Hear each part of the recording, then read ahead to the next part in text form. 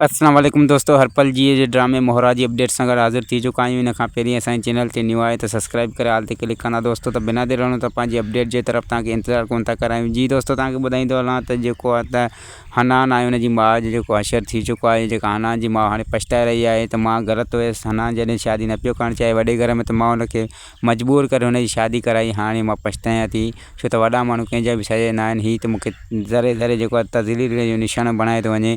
हाणे जेका हनान जी माउ दोस्तों पछताए रही आहे।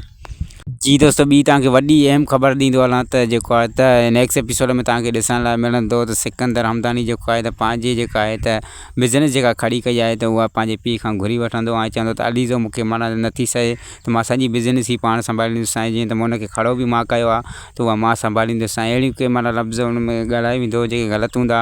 ऐं बाद में जॾहिं सिकंदर उतां पेर हटाईंदो त हुनजे वालिद साहब जेको आहे त फ़रीद हमदानी खे दिलि जो अटैक पवंदो ऐं हू जेको आहे त अलाह खे प्यारो थी वेंदो दोस्तों। ऐं हुनजो जेको नेक्स्ट एपिसोड में आख़िरी सीन आहे ऐं जेको आहे त सिकंदर जे करे हू पंहिंजी ज़िंदगी जेको आहे त विञाए वेंदो।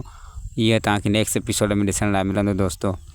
जी दोस्तों, तव्हांखे ॿुधाईंदो रहयां त नेक्स्ट एपिसोड में तव्हांखे इहो बि ॾिसण लाइ मिलंदो त सिकंदर जी माउ ऐं सिकंदर जेको आहे त वॾी माना चाल ठाहींदा अलीज़ो जे ख़िलाफ़ु, जेका उतां उहो ॿुधी वठंदी ऐं हुन जेको आहे त हुन पंहिंजी ससु खे चवंदी त तव्हां त कहावत ॿुधी आहे त बग़ैर जो सुठो दोस्त उहो आहे जेको गोश्त खाइण वारो हुजे। गोश्त जेको बि खाईंदो आहे त बग़ैर खे उहो माना पसंदि ईंदो आहे। त तव्हांजी बि उहा फितरत आहे त तव्हांखे रुॻो गोश्त खाइणो आहे ऐं तव्हांखे माना ॿियनि जो जेको आहे न एबन खे ॾिसणो आहे। अहिड़े हिसाब सां हू हुनजी सॼी डिटेल जेका ॿुधी वठंदी दोस्तों। ऐं नेक्स्ट एपिसोड जेको आहे त तमामु केदार थियण वारो आहे, त इहो मिस न कजो कॾहिं बि दोस्तों।